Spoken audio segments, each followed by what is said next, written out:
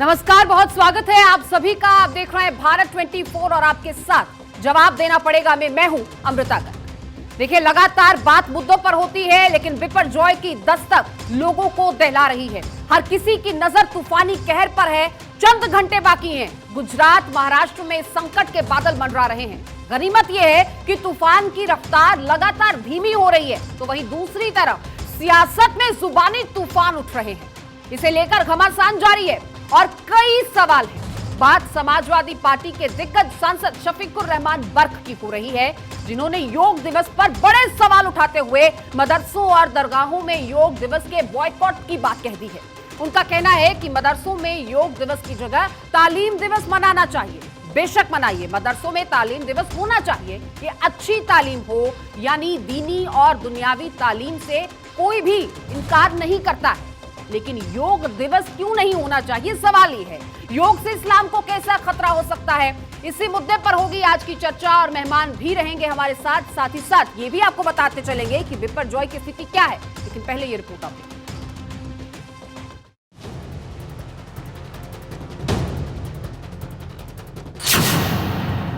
बर्क के बोल झोल ही झोल। योग दिवस मनाओगे, खतरे में पड़ जाओगे। योग से इस्लाम को कैसा खतरा?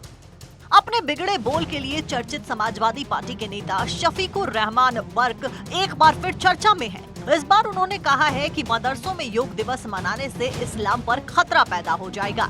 बर्क के बोल कई सवाल खड़े कर रहे हैं कि आखिर उन्होंने ऐसा कैसे कह दिया। पहले शफीकुर रहमान बर्क को सुनिए। मदरसों का तो ये हिस्सा है नहीं।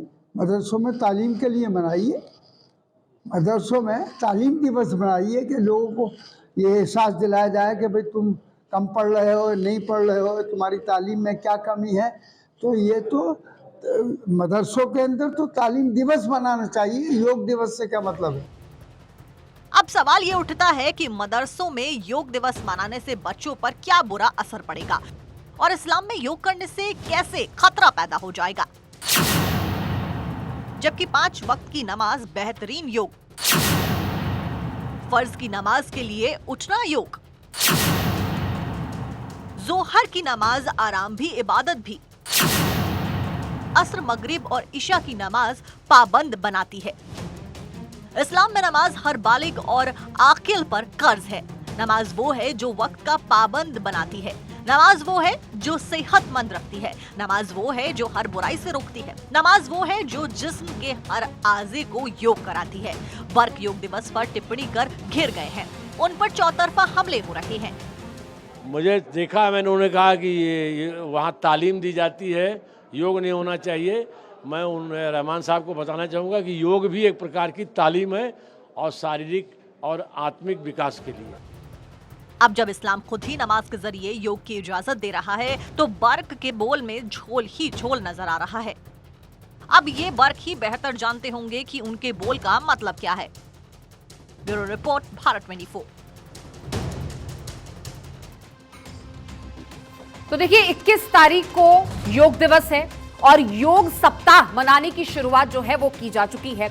ऐसे में तमाम मदरसों और दरगाहों में भी योग दिवस मनाने को लेकर इस सप्ताह के दौरान बच्चों को योग कराया जाए, इसे लेकर जो यूपी की सरकार ने वो निर्देश जारी किए हैं। लेकिन इस पर सवाल उठने लगे हैं कि योग मदरसों का हिस्सा नहीं है, कैसे नहीं है, क्यों नहीं है, या फिर है ये सियासत चमकाई जा रही है, या फिर कोई वाकई में राजनीतिक एजेंडा है। जिस तरह की मंशा पर सवाल उठाए जा रहे हैं सरकार की, इन तमाम मुद्दों पर बातचीत होगी और हमारे साथ पूरा पैनल मौजूद है। हाजी नाजिम जी हमारे साथ हैं, मुस्लिम स्कॉलर हैं आप, और राघवेंद्र दुबे जी ये समाजवादी पार्टी से नेता हैं, ये भी हमारे साथ जुड़ चुके हैं। भास्कर घोष जी हैं, बीजेपी से नेता हैं, ये भी हमारे साथ है। संजीव कौशिक जी राजनीतिक विश्लेषक हमारे साथ है, आपका भी बहुत स्वागत है।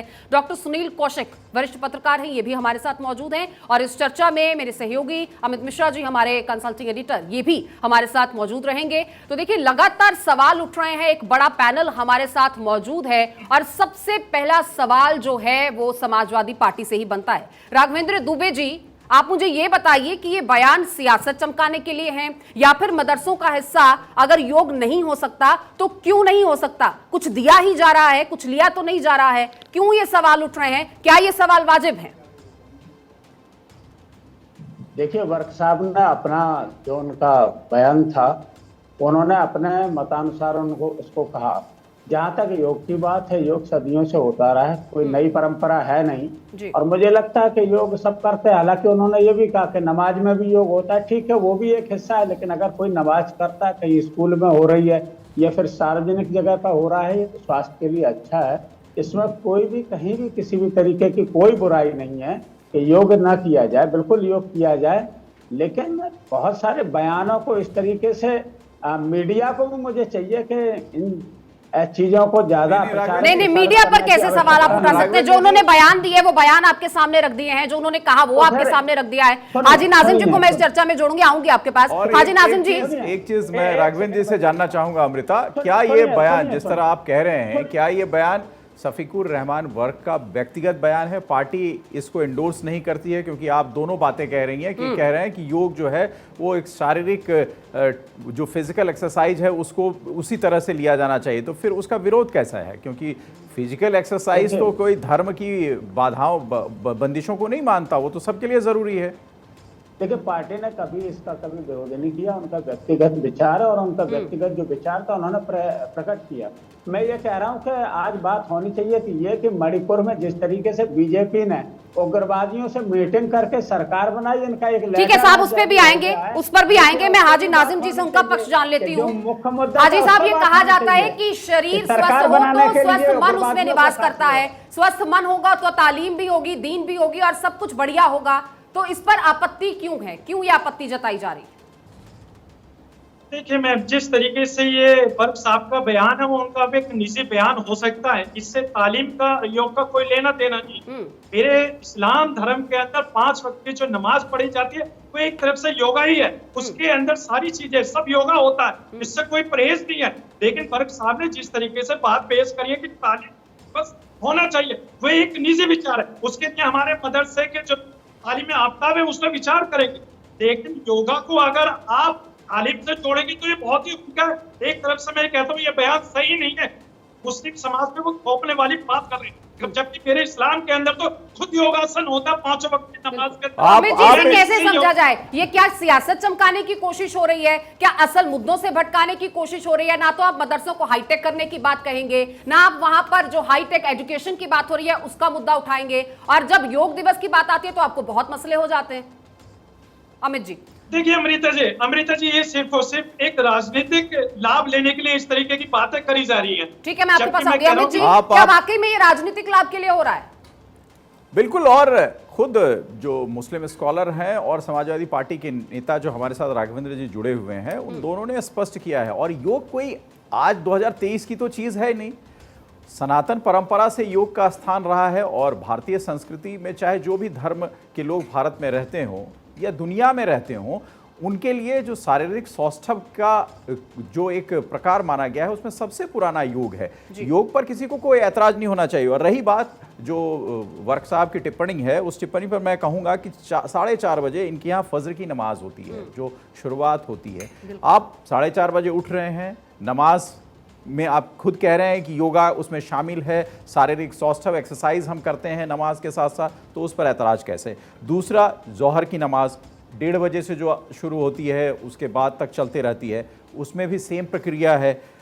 असर की नमाज जो शाम में होती है 5 बजे, उसमें भी सेम प्रक्रिया है। तो 5 वक्त की नमाज मगरिब ईशा को मिलाकर जो आप पढ़ रहे हैं, तो आप भाई इबादत तो कर रहे हैं, इबादत के साथ साथ आपको जो इबादत की प्रक्रिया है उस प्रक्रिया में आप शारीरिक तौर पर संतुलित कैसे रहते हैं ये भी कर रहे हैं। तो फिर परहेज कैसा? जो मदरसों में वो कह रहे हैं कि योगा की जो परिभाषा है वो गलत बताई जा रही है, उनका आशय मेरे ख्याल से अमृता जो है बर्क साहब का, जो वो कह नहीं पाए या कहना चाहते थे कि सजदा हम नहीं करेंगे। योगा में कई ऐसे आसन हैं जो आप लेट कर करते हैं, और वर्क साहब ये समझाने की कोशिश करना चाह रहे होंगे छुपे रूप से कि हम सजदा नहीं करेंगे, क्योंकि इस्लाम में जो है वो हाजी नाजिम भी हमसे सहमत हो गए, सजदा का मतलब है अपने अल्लाह के आगे सजदा होना। तो सजदा पर ऐतराज हो सकता है, योगा पर किसी को कैसे ऐतराज हो सकता है? और योग तो शारीरिक तौर पर आपको स्वस्थ रखने की एक प्रक्रिया है, उस प्रक्रिया पर आप खुद ही कह रहे हैं कि हमारे नमाज में वो प्रक्रिया है, तो फिर ऐतराज कैसा? ठीक है, राजनीति के साथी है भास्कर घोष जी, मैं उनसे भी जानना चाहूंगी, लेकिन बीजेपी का इस पर क्या पक्ष है? ये जो तमाम सवाल उठाए जा रहे हैं, सरकार की मंशा पर उन्होंने सवाल उठा दिए हैं। 2-3 टिप्पणियां उन्होंने बहुत गंभीर की हैं कि सरकार चाहती नहीं है मदरसे चले, वहां पर वो दीन की शिक्षा नहीं चाहती है, वो चाहती नहीं है कि मुस्लिम बच्चे जो हैं वो मजहब की शिक्षा हासिल करें। इन तमाम चीजों के लिए कोई तर्क भी नहीं दिया जाता, क्या सिर्फ बोलने के लिए बयान दे दिए जाते हैं?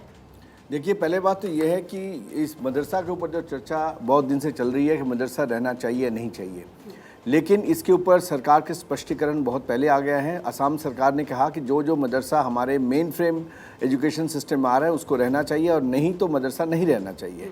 लेकिन इसके साथ योगा का जो संबंध करना, ये राजनीतिकरण है। मदरसा जो शिक्षा देता है, योगा वही शिक्षा देता है, शारीरिक, मानसिक और आत्मिक और आध्यात्मिक शिक्षा देती है। ये आज से नहीं, 5000 साल से दे रहे हैं। तो हमारे जो वैदिक सभ्यता है उसका एक बहुत बड़ा अंग है ये योगा। तो आज हम एम्स भी बना रहे हैं, आज मैं मेडिकल कॉलेज बना रहा हूँ और योगा भी आज हम लोग योगा को भी इंटरनेशनल योगा डे बना रहा हूँ। और आज नहीं, सारे अरब कंट्रीज़ जो हैं, आप देखिए यूएई से लेकर आपके सारे गल्फ कंट्री जो है आज योगा दिवस मना रहे हैं, ऑस्ट्रेलिया मना रहे हैं, यूएस मना रहे हैं। तो आप कतई इस चीज़ को इतनी छोटी राजनीति में मत लाइए कि योगा होना चाहिए, कि योगा का परिभाषा क्या होना चाहिए, मदरसा में योगा होना चाहिए। ये बहुत ही खतरनाक एक ट्रेंड है जो जिससे हमें बाहर आना चाहिए। आज योगा अगर यूएस में भी देखिएगा, योगा का बहुत बड़े बड़े योगा जो एक्सपर्ट्स है वो यूएस में जाके वैसे विक्रम चौधरी जैसे बहुत योगा एक्सपर्ट यूएस में जाके अपने योगा सिखा रहे हैं। सारा वर्ल्ड में, चाइना में कहीं नहीं हो रहा है, 172 कंट्रीज में हो रहा है। तो आज जहां 172 कंट्रीज में हो रहा है, ये दुर्भाग्य की बात है कि हमारा खुद देश जहां योगा का यहाँ से उत्पन्न हुआ था, वहीं पे हम इस तरह से बहुत गंदा और क्षुद्र राजनीति में हम लोग कर रहे हैं। ये सारा विश्व देख रहा है, ये चैनल के माध्यम से ये सारा विश्व देख रहा है। जाहिर सी बात है, ये राजनीति ज्यादा है। और योग की जो परिभाषा है, यानी शारीरिक तौर पर आप स्वस्थ कैसे रहें, वो तो धर्म नहीं मानता ना। आपको अगर बीमारी हो रही है तो वो कोई धर्म को व्यक्ति विशेष को देखकर तो बीमारी नहीं होती ना। और आपको स्वस्थ रहना है तो वो भी कोई धार्मिक आवरण या उसके परिधि में नहीं आता। बीमारी होना है, आपको बीमार पड़ना है, स्वस्थ रहना है, तो ये सबके लिए नॉर्मल है। उसी तरह योग जो है वो सबके लिए ही है। यानी आप अगर दैनिक दिनचर्या में इसको शामिल करते हैं, एक्सरसाइज करते हैं, मेरे ख्याल से जो भी लोग अपने जीवन को ठीक रखना चाहते हैं वो किसी ना किसी तौर पर अपने को शारीरिक तौर पर सुदृढ़ रखना चाहते हैं, और उसकी एक प्रक्रिया है योग। तो वर्क साहब, हो सकता है कि उनको कोई ऐसा दिव्य ज्ञान मिला हो जिस पर योग पर उन्होंने सवाल उठाए। योग को एक एक्सरसाइज के तौर पर अगर वर्क साहब भी लेंगे तो जाहिर सी बात है वो भी करना इसे पसंद करेंगे। संजीव कौशिक साहब है हमारे साथ। संजीव कौशिक जी, ये किस तरह की मानसिकता है? आखिर क्यों ये खतरा लगता है? क्यों विश्वास की कमी है?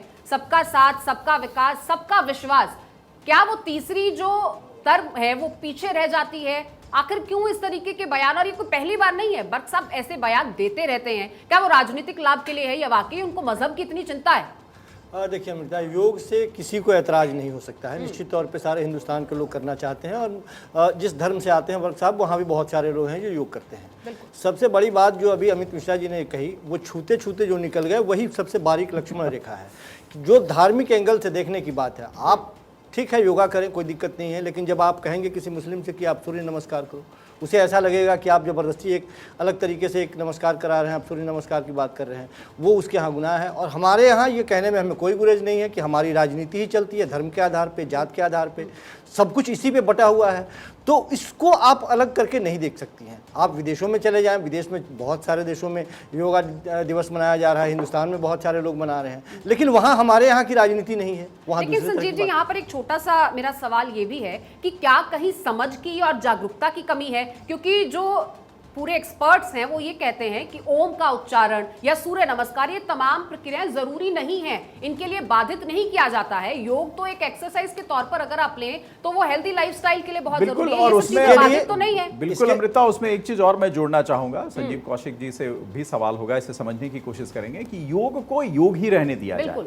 आप अगर उसको किसी भी धर्म के लोग उसका अगर विश्लेषण उस तरीके से करेंगे कि हाँ ये धार्मिक आयोजन है, इसे हम उस तरीके से ले जाएं, तो जाहिर सी बात है उसका विरोध भी होगा। अगर बड़े जो संख्या बल में बड़े धर्म के लोग हैं वो भी इसको उसी रूप में देखें और देखते हैं। मेरे ख्याल से विश्व में जितने भी लोग, और जिसका जिक्र भास्कर जी लगातार कर रहे थे कि मुख्तलिफ इलाके अरब के देश है, वहाँ या मिडिल ईस्ट के देश हैं या फिर अफ्रो एशिया के देश हैं, वहां भी योग को तो सबने अपनाया है क्योंकि शारीरिक तौर पर उन्हें एक्टिव रहना है। आप जिम जाते हैं, जिम में भी कई एक्सरसाइज ऐसे हैं जिसमें आप लेटने की, पेट को कम करने की एक्सरसाइज करते हैं, तो जाहिर सी बात है वो आपकी मेंटेलिटी वहां पर योग करने या एक्सरसाइज करने की होती है। वहां वो नहीं है कि हम इसको किसी धर्म से सजदा या नमस्कार से जोड़ रहे हैं, तो आप उसको सजदा और नमस्कार को दूसरे अर्थों में रखें और सिर्फ इसे योग के तौर पर अपने शरीर को ठीक करने के उद्देश्य से रखें तो ज्यादा बेहतर होगा। संजीव कौशिक।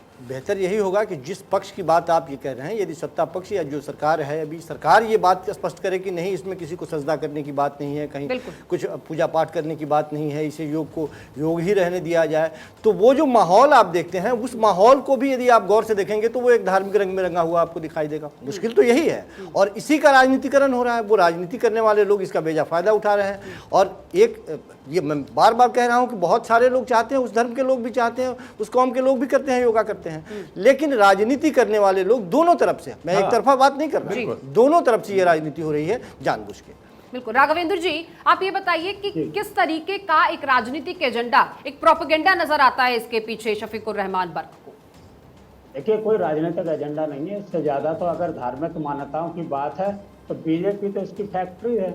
अभी उनके ऑर्गेनाइजर ने अभी कहा, जो आरएसएस का मुखपत्र है ऑर्गेनाइजर, उसने कहा कि आप हिंदुत्व के और मोदी जी के करिश्मे के सहारे नहीं रह सकते।